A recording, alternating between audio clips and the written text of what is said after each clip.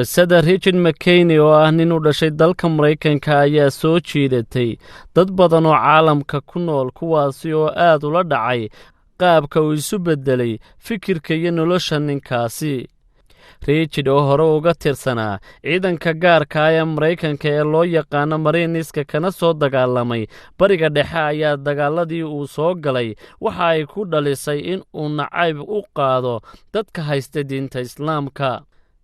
waxaa jidhkayga ka buuxay nacayb aan u qabo diinta Islaamka, waxaan necbaa wax walba oo la xidhiidha Islaamka, waxaan sidoo kale necbaa qofka aaminsan diinta Islaamka, waxaan aaminsanaa in diinta Islaamku ay la mid tahay cudurka kansarka, dhibaatana ku tahay dunida, ayaa uu yidhi Richard oo ka sheekaynaya marxaladihii uu soo maray iyo waxa uu ka aaminsanaa diinta Islaamka. ninkani Mareykanka isagoo 25 sannadood jira ayaa lagu qasbay inuu ka fadhiisto ciidamada Mareykanka maadaama uu ku soo dhaawacmay dalka Ciraaq oo uu ka dagaalamayay, waxaanu sidaasi ku noqday howlgab. cadowgiisa koowaad waxa uu xilligaasi u arkayay inay tahay diinta Islaamka, waxaana ku dhashay go'aan ah sida uu uga aarsan lahaa dadka haysta diinta Islaamka. markii uu dib ugu laabtay magaalada Monise ee gobolka Indiana ee dalka Mareykanka oo ahayd halka uu ku nool yahay isaga iyo qoyskiisuba, waxa uu go'aansaday inuu waxyeelo dadka haysta diinta Islaamka iyo xarumaha ay ku cibaadaystaan. maadaama oo xilligaasi ay ku weynayd islaam nacaybka, waxa uu qorsheeyey in uu qarxiyo masjidka ay ku tukadaan dad badan oo ku nool magaaladaasi. maadaama oo Richard ahaa ciidan, waxa uu farsameeyey qarax uu doonayey inuu ku weeraro masaajidkaasi magaaladiisa ku yaala. halkaas waxaa ku tukan jiray maalin kasta 200 oo qof oo isugu jira carruur, haween iyo rag. markii sidaasi uu qorsheeyey, waxa uu ka baqay in la ogaado kadibna la xidho, waxaanu hakiyey qorshihii uu damacsanaa ee qarxinta masaajidkaasi.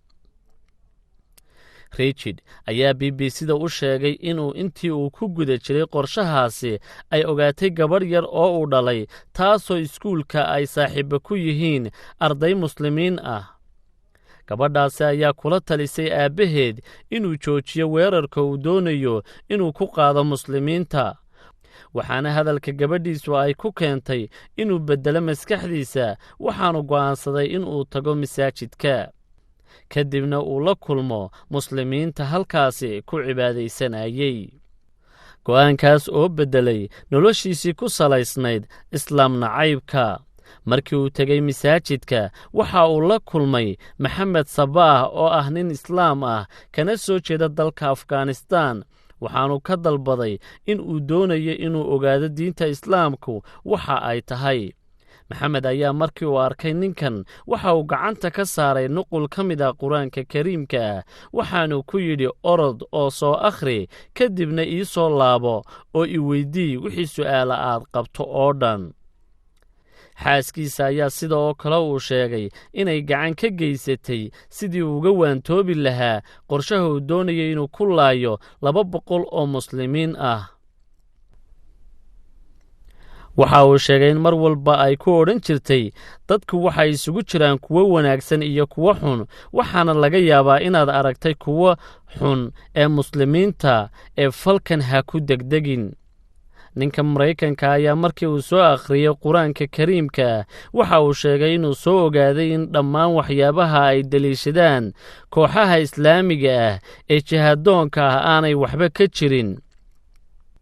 sidoo kalena waxa uu yaqiinsaday waxyaabo badan oo lagu dhaliila diinta Islaamka, kuwaasi oo uu sheegay inay yihiin kuwa aanay waxba ka jirin.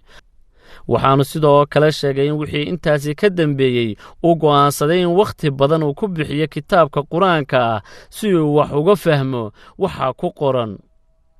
arrintaas waxa uu sheegay inay ka caawisay inuu waxyaabo badan ka fahmo diinta Islaamka iyo waxa ay farayso. barnaamijka BBC-da ee Heart and Soul oo warbixin dheer ka diyaariyey ninkan, waxa uu sheegay in fahan dheer kadib uu qaatay diinta Islaamka, tallaabadaasna ay beddeshay noloshiisa. I'm a Muslim, a veteran, and a proud American.